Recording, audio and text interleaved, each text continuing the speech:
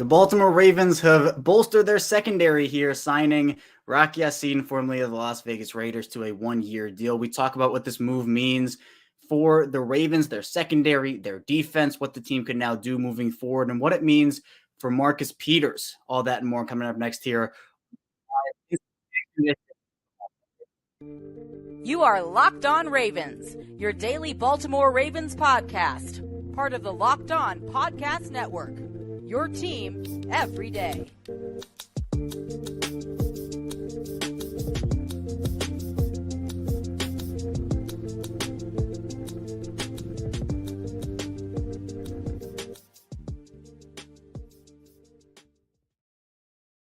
Welcome in here to another edition of Locked On Ravens, your daily Baltimore Ravens podcast. I'm your host, Kevin Ostreicher of Ravens Wire, and we're here as always on the Locked On Podcast Network, your team every day. Thank you so much for tuning in here, making us your first listen each and every day. Our friend available as always, all podcasting platforms, including over in video form on YouTube.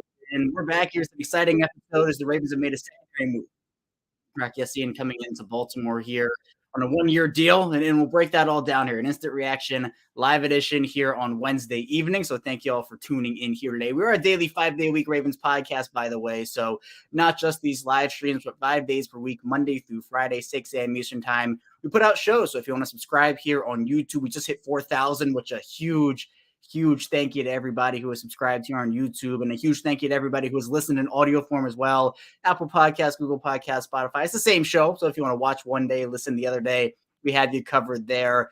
We put out that Ravens news analysis updates again, 5 days. So be sure to subscribe. And if you have a friend or a family member who's a Ravens fan or wants a Ravens perspective on things, we have them covered here. We do these live streams to get engaged with the chat. You can comment in the chat. I'll be sure to engage with that and read out what your thoughts are on this signing here. So there's plenty to talk about today in terms of what this signing means for the Ravens defense and what it means moving forward for maybe a Marcus Peters or an Adrian Amos and what they can do with this here. So we'll talk about Ya-Sin first of all, just what he brings, who he is, what his history is, strengths, weaknesses, etc. Then in the second segment, we'll move more into the actual makeup of the secondary, the roster, especially like more focusing on corners, of course. And then in the final segment, we'll move into the future. So this move is now done. What does it mean for Baltimore moving forward here? So there is plenty to dive into here today. Let's start off with Rock Ya-Sin. Again, a one-year deal worth up to $6 million. So this is going to be, I think, a deal that has some incentives to it. I don't know what the actual structure of it is yet. I'm sure that will come out over the course of the next maybe couple hours, couple days, whenever it is. I mean, we're still waiting on the Mars extension. I know everybody's been, we got some more information on that, but we haven't gotten the full extent of that deal. So the Ya-Sin deal, if that comes out before Lamar's deal, everyone's going to be like, where's Lamar's deal? What's the speculation in terms of this and that, and what's the money? So for him, I think it is important that we know with Ya-Sin, this is not going to be necessarily a major money investment in terms of years or dollars. I mean, he could earn those incentives. We'll see how likely they are. For example, Odell's deal with the Ravens, the one-year deal up to $18 million with 15 guaranteed. You get the $3 million for Odell in terms of yards, catches, touchdowns. That's where he gets his. So maybe Ya-Sin is on a per game basis, receptions or tackles or snap percentage. So we don't know that yet. But this is a move that I think definitely had to be made for the Ravens. Their secondary, even after the draft, was not very good in terms of corner, right? We were expecting maybe the Ravens will go and maybe draft a Joey Porter Jr. or get a guy in the first round or maybe draft a high-up corner. They did not do that. It didn't seem like to me the Ravens liked this cornerback class. It more seemed like they wanted to wait for a move like this.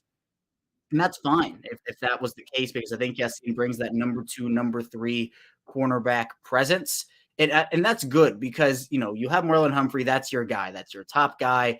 That's your top signing. But now your top signing of this offseason is Rock Ya-Sin so far. We'll see what ends up happening throughout the rest of it. But he can be, is he a stud star number 1? No, that's okay. They didn't need that, especially in this defense with Mike McDonald that I know multiple people have put kind of this aura around of you don't need to have necessarily so many like stud number 1 guys. Just have a competent number 2, number 3 guy, and that's fine. Again, their secondary still, at least in the corner room, outside of Marlon Humphrey, it's not wonderful, but I think Ya-Sin at least adds to it, and you just needed to add. And I think we'll continue, as this episode goes on, talking about what else they can add. but this is at least the start. And if it is the end, if this is the final corner piece for them this offseason, I think it's fine. Not every team is going to be one that has every single position. In fact, no team's going to have every single position absolutely just maxed out with star players. Yassin can be a role player, and that's fine for them. Overall, for Yassin, he was obviously a second-round pick in 2019 out of Temple. So Tavon Young went to Temple, so did Rock Yassin here. Overall, for him in 4 seasons, both between the Colts and the Raiders, he got actually traded for Yannick Ngakoue last offseason. So he was drafted by the Colts, then traded for Ngakoue last offseason.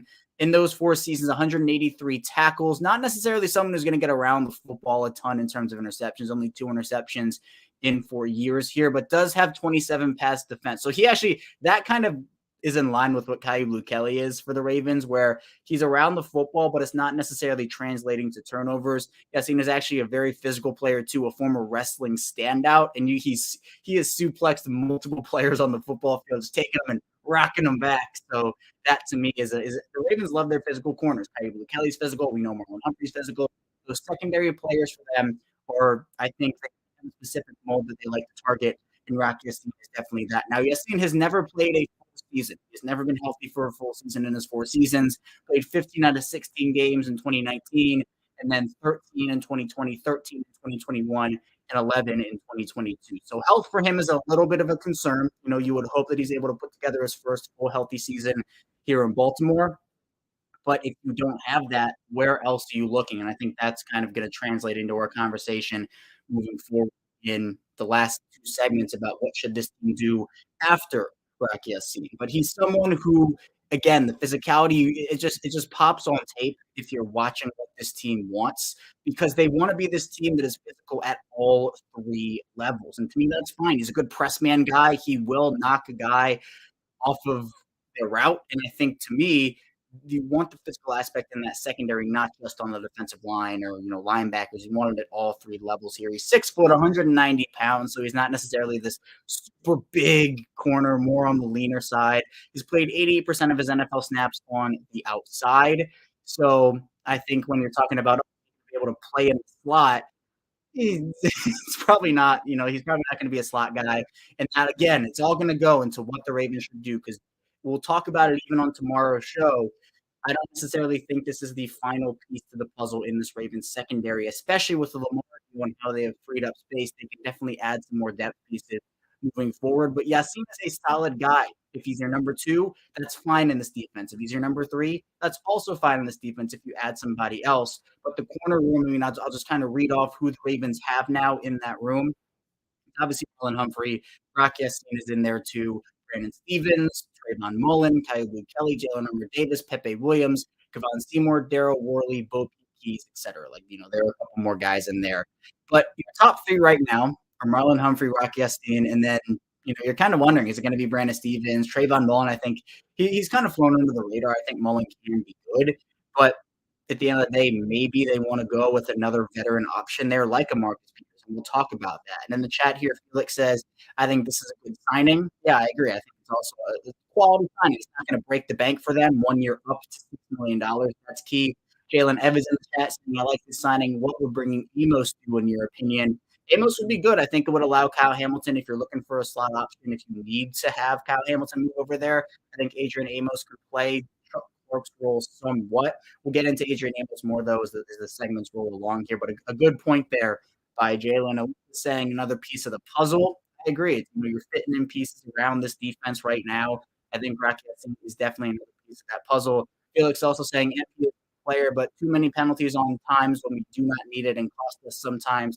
I mean, sure, last year wasn't his best year. Definitely, we'll talk about that more in the second segment. And DJ Dem's coming in here. Yes, sir, we hear Flock Nation, baby. It's exciting. I mean, the Ravens have had a really solid 3 weeks here, 3+ weeks. Odell coming in, Lamar Jackson signs. The Ravens have a pretty solid draft class. They Flowers in there. Now, Rock Yassin, it's all shaping up. The Lamar extension, I think, is the big key. The big, we're talking piece of the puzzle. The big piece of the puzzle was Lamar's extension to free up the space for them to be able to do this, to make the Odell deal. I think it still is an overpay, in my opinion, the Odell deal. But in my opinion, I think the Lamar extension, you're able to kind of stomach that a little bit more. And I think the Odell deal actually helps Lamar sign the deal. So that's completely fine with me. And I think Rock Ya-Sin and Marlon Humphrey, is it Rock Ya-Sin and a prime Marcus Peters? We're not going to get a prime Marcus Peters. Marcus Peters had the injury. He came off of it, didn't look very good. But if you have Marlon Humphrey and Rock Ya-Sin just as a base, you now have other room. You have more room to operate if you're the Ravens at this point. But coming up in our second segment, we'll be diving into what this means for the cornerback room, what rotations could look like, also kind of factoring in what their secondary could look like. So be sure to stay tuned. A ton to dive into still on this live edition episode of Locked on Ravens. But first, this episode is brought to you by FanDuel. Make a fast break to FanDuel during the NBA playoffs because right now new customers can get a no sweat first bet up to $1,000 or $5,000 back in bonus bets if your first bet doesn't win. I'm a big Denver Nuggets guy. The everydayers on the show, they know that. They're up 2-0 on the Suns right now. So if you want to bet on Jamal Murray bouncing back or Nikola Jokic triple-double or even the Nuggets winning game 3 and going up 3-0, you can do that on FanDuel. They have great promotions. They're a safe and secure app, and you can get paid instantly. There's no better place to bet all the playoff action than America's #1 sportsbook. Visit FanDuel.com/lockedon. Get a no sweat first bet up to $1,000. That's FanDuel.com/lockedon. FanDuel, official sports betting partner of the NBA. We're back here, our second segment, live here on Locked On Ravens on a Wednesday evening, an exciting one at that. Kevin Oestreicher still talking with you here as we're breaking down the Rock Ya-Sin signing, the Ravens signing into a 1-year, up to $6 million deal live. And again, we do these live shows every time a move happens, a big move happens at that. And I think this is a solid move. So we're doing a live show here on that. We've talked about it over the last couple of days. So if you want to subscribe to the YouTube channel, turn notifications on so you know when these come out. Also, they'll be available after the fact in audio form. So you're not missing out if you're waiting for the audio version. Those will be out, and that will be out after the live stream ends. But let's now move more into the Ravens and what it means for their secondary. We talked about Ya-Sin a little bit as a player, very physical, 26 years old, has a little bit of health concerns, good impressed man. But at this point, he's an outside guy. The Ravens, I think their question now becomes who plays slot and are they done? Are they done in their secondary? So the last two segments kind of weave one into the other. And C.E. Bloom's here saying they either need MP or Adrian Amos, then the secondary will be set. I agree. I think, and this is kind of a teaser for the third segment. So this is my incentive to stay tuned for that. But I do think that Marcus Peters would be kind of the perfect rounded out signing for them. In this, I think Adrian Amos would be fine. If they sign both, like if they could just wrap up their secondary with Peters and Amos, I think that'd be really cool. But I think Ya-Sin is at least a start in that. And again, if it's only Ya-Sin, if it happens, I want to prepare. If it's only Ya-Sin, I still think it is fine. I don't think it's necessarily totally ideal. But at least to get them. I mean, it'd be better than them going into the season with just Brandon Stevens, just Taylor Armour-Davis as that second cornerback option there. But in terms of now what it means for the secondary, again, I read out the current group, the corner group, Humphrey, Ya-Sin, Stevens, Mullen, etc. I think what this means, honestly, your top three, depending on how you view Brandon Stevens and Trayvon Mullen. I know it's very different for different people. Some people are very high on Trayvon Mullen, think he can be a really solid player for them. Others think it's a nothing signing. I tend to think it's in the middle. I think Mullins is being underrated. I think for me, what Mullen can bring is a very solid presence in that room and to be a decent cornerback 3. But what I would like him to be is a cornerback 4 or a cornerback 5 with maybe a Peters or someone else coming in. 7G Phil here saying great signing. Now we need to get MP, probably just to short things up. Yeah, I mean, again, that seems to be the theme here, where Marcus Peters, I think, would be the best rounded out signing. And I think, again, they can do that with Lamar now being signed to that extension. Obviously, Marlon Humphrey is your number 1. That's not changing. Marlon Humphrey's one of the best in this league. Rock Ya-Sin's your 2 at this point. I mean, that's just what it is. I think he is better than Steve, better than Mullen, better than all the other guys. He is your unquestioned cornerback 2. But again, I don't think that means that all of a sudden you're done. And like, okay, well, you have Ya-Sin, you have Stevens. The Ravens can still make moves in that secondary. And we know, look, we've seen it before. The Ravens love to just bolster their secondary. They've gone after it with very high-level cornerback players who, at the end of the day, you just have an ability, if you have a very switchable secondary, to go out there and put guys in the slot, put guys outside. I mean, we saw Marlon Humphrey's versatility on full display when the Ravens are going through it with the injuries. And Humphrey had to kick inside and played as one of the best slot corners in the league. It just gives you inability if you're a defense, just even at all three levels, like the position this defense era. The Ravens, I think, are trying to embrace that a little bit. Kyle Hamilton and obviously the selection of Trenton Simpson, et cetera. Your defense is looking pretty good now. When you kind of look at it at all three levels, they continue to add to that. On the defensive line, Justin Madubuike, Broderick Washington, Michael Pierce, Brent Urban, Travis Jones. Outside linebacker-wise, it's Adafe Owe, David Ojabo, Tyus Bowser. Maybe we'll see an addition there. We'll talk about that in the next couple of minutes in the third segment. Then inside linebacker, you have Roquan Smith and Patrick Queen and Trenton Simpson. Malik Harrison, I think, is a little forgotten about in there as well. Josh Ross, someone who was a really good preseason standout for them. Corner-wise, we talked about it. Humphrey, Estienne, Stevens, Mullen, Armour Davis, Pepe Williams, etc. And then safety-wise, you have a guy like Marcus Williams and Kyle Hamilton and Geno Stone. And to me, this defense continues to add, and they should continue to add. But their roster right now looks really, really good. I think it's one of the more talented rosters they have had. Just from a full perspective, you look at the star power, you look at the depth. I think from a whole perspective, you have one of the better rosters this team has had in the past couple of seasons, which I really, really like. And it seems like Yassine is very excited to be in Baltimore. He wants to be a part of the legacy. And look, defense and defense for the Ravens over the course of their franchise history. But now I think that you're kind of transitioning some of that over to offense, obviously with Lamar, with the receivers. But that doesn't mean you still can't add to that defense, as we have now seen, because you want to round out this roster as best you can here. Ravens 76B more saying, salute Kevin in the chat. Welcome in. I appreciate you being here. B. James saying, wow, we're rolling. I think they are. The Ravens really are. They've been on a roll these past 3 weeks with Odell, Lamar, Zay Flowers in that draft, and now Rocky Estienne. And Steve saying they need Justin and JPP. They both can play the edge and also play 3-tech for the cheetah rush. I think JPP is more switchable than Justin Houston is. I think the Tavius Robinson pick is actually really interesting because I think you can kick him inside and outside.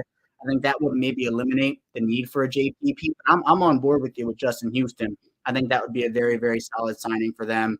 But maybe they trust. I know Tavius Robinson is a very raw prospect. Like I fully am aware of that. But I don't. It just depends now when you get down to a roster crunch. You're going to be able to keep JPP when I only see them maybe keeping 5 defensive linemen and 5 edge guys. If you have to choose between Justin Houston and Jason Pierre-Paul, I'm probably leaning more towards Justin Houston. It's a very solid point that you make there. I definitely feel that. Otherwise, though, I would expect Marlon Humphrey to still be able to play inside outside. But I think the big thing with signing another player is the fact that it would give more of that ability to a Humphrey or a Hamilton.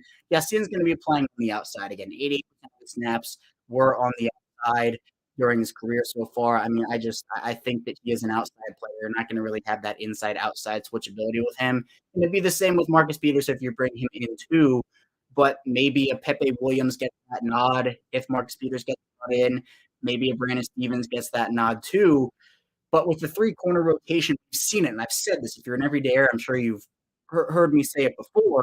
With the ability to get back in the past, Marlon Humphrey and Jimmy Smith and Brandon Carr, Marlon Humphrey and Marcus Peters and Jimmy Smith back when that was a thing. That's something to me that is valuable. So if you have Marlon Humphrey, Rocky Estienne, and Marcus Peters, is Marcus Peters the Marcus Peters of even 2 years ago? Probably not. Again, I always say there are 2 options. I said this on yesterday's show. There are 2 options with Marcus Peters. He can either bounce back and have a great year in 2023, or the injury is just the injury and it kind of sunk his career. He's not the player he was anymore, and it's not good. That's a risk that you now can take even more if you're the Ravens because of ESPN, and gives you that insurance where you're not necessarily relying on Peters to be the number 2. And if that doesn't work, you're stuck with a Brandon Stevens or the inexperience that has. I think overall, you still have the ability to bring in Marcus Peters and bet on that. He loves Baltimore. He's been with the team. Obviously, he said, football, being with the Ravens, saved his football career in terms of just his joy. It brought his joy for the game back. So I think that that's really important. C. Bloom saying JPP is 275 and can run. He's a force against the run until the edge guys prove it. Those 2 are needed. And look, I understand that. And to me, pass rush, I think, skyrockets now. And it has been a need for them. JPP is proven. I think he showed really good stuff for them, both in the run and the pass game. Again, he is that inside-outside switchable player. I'd be really interested to see if they do make that move, if it's one or the other, if it's both there.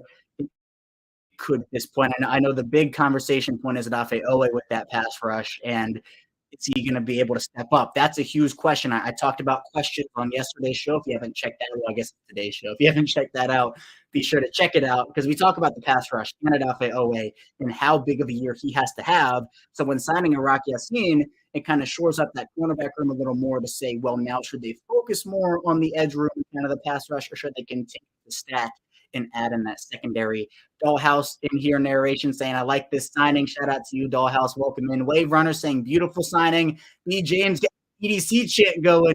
EDC, EDC, EDC. B. James is feeling it here. So shout out to you. Wave Runner saying, Ravens actually have money. This is crazy to think of. Thank you, Lamar Jackson, for freeing up some salary for us. And that's what it is. Again, we thought we'd go back to Alyssa's comment, piece of the puzzle. It's exactly what it is. Lamar's signing, I think, frees up so much, and you're now able to add pieces around not just Lamar, which I think was needed and has happened, but pieces on that defense, depth, and really good depth at that with a player like Yassin. But I don't think they're done. I don't think they're done here. And Steve Bloom saying Robinson's going to get more sacks than Owe. I wouldn't take that bet personally, but if Owe doesn't step up, it's panic time with Odafe Owe there. Wave Runner also saying, I like Robinson, add JPP, and we're good. So, yeah, I think a lot of people are feeling good about this defense, especially when you think about just where they are, all three levels. They have solid depth at all three levels. I think the Calais Campbell loss does hurt them. Like, I'd feel a lot better in the front if Calais Campbell was there. But, got to move on from that. It's tough, but oh well, you got to move on and kind of trust in the young guys. So coming up in our final segment, we're diving a bit more into what the Ravens can do moving forward. Marcus Peters, Adrian Amos, Justin Houston, positions of need, a lot more. So be sure to stay tuned on our instant reaction edition of Locked On Ravens. We are back. Our final segment, our final part of this live instant reaction Locked On Ravens episode. Kevin Oshak is still here with you on this beautiful Wednesday evening, Wednesday, May 3rd, and we're talking about the Rock Yassin signing live here. Be sure to subscribe to the channel on YouTube. Again, we hit 4,000 today. I'm so grateful, super appreciative of everybody who has been part of this journey with me. We're coming up on my 1,000th episode, less than 25 episodes to go until that. I've been doing the show since August of 2019. Think about that, like where we were is a franchise for the Ravens back then. Marquise Brown was just drafted. Lamar was gearing up for a second NFL season. He's now entering his sixth. Kind of crazy to kind of look at that time machine and go back in time a little bit more. Let's now talk, though, about the future of this team after Yassin. What comes after Rock Yassin in the signing? Obviously, the big player, we've been talking about him all episode, has been Marcus Peters and kind of what Marcus Peters would bring to this team and if he should be signed even after Yassin. I think both of them would be a really, really, really good signing. Again, it gives you the ability to have three, I'd say, really solid. Marlon Humphrey's a star. He's more than solid. But two other really solid guys next to Marlon Humphrey. And you want to have that. Again, injuries happen. Things happen. Rock Yassin has not played a full season in the NFL. You don't want to necessarily rely on him and say, okay, well, if this thing goes down, you now have to pivot back to where you were in the first place. I think with these signings, like I talked about it with Sammy Watkins, for example, with these guys who have never played full seasons, you can rely on some of the production. And obviously, I'm excited for what he can bring to the table. But you cannot necessarily bank on him, this is the year where he can play a full 17 games. I think you have to have even more insurance there in a secondary room right now that I think has depth, but it's a lot of inexperienced and young depth where if we're talking December football, Ravens need a win. Are you trotting out Brandon Stevens or Kyu Blue Kelly or Trayvon Mullen in a must-win game and say, all right, yeah, we're confident in this? I mean, I'm sure the Ravens would say they were, but I feel like you want to have a Peters out there if Rock Yassin goes down. So I'm on board with signing Marcus.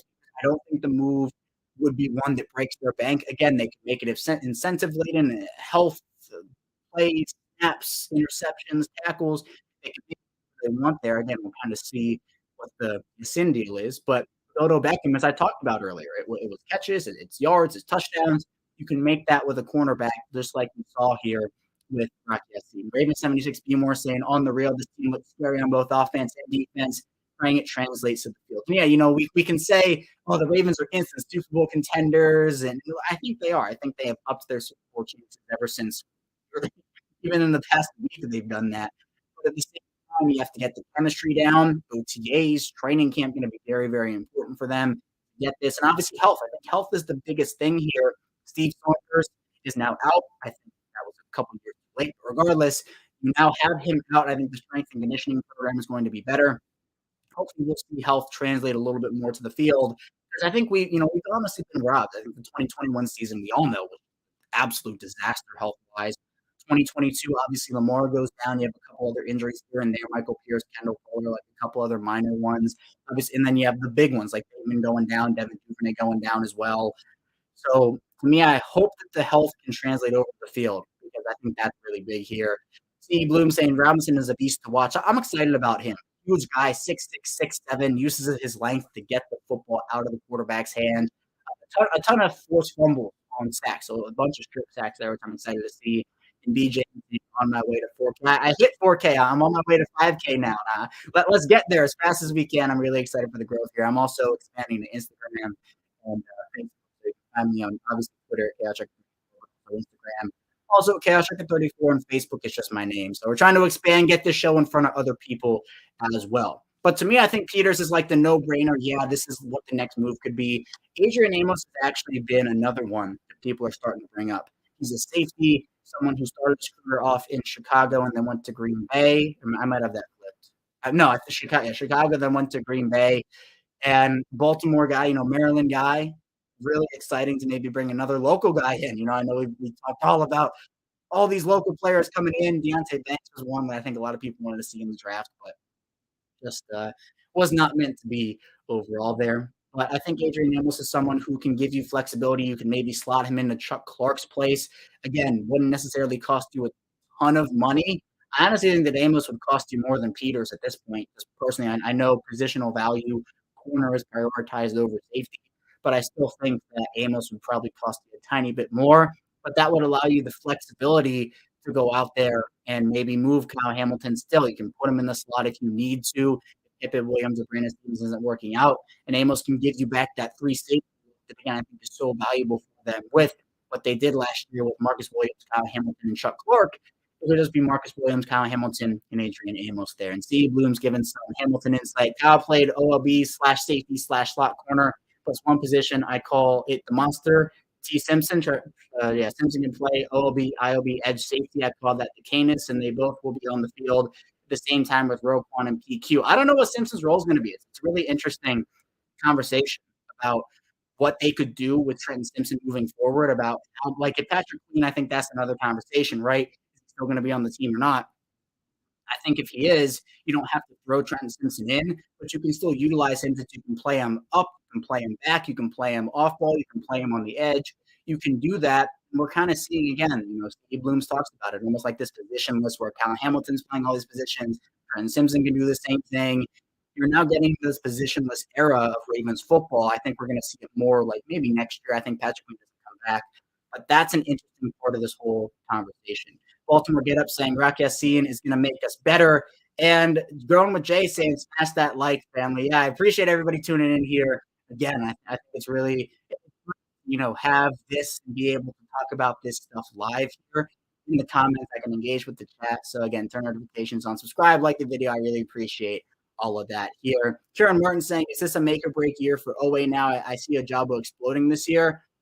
I think this is a big year. When I say it's make or break for him, I think next year is that. If he absolutely just has a dud of a year, it's panic time. Like, don't get me wrong.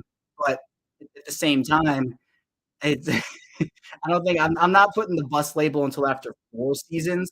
So I think that it's time to panic if he doesn't have a good year this year. But you have to see something.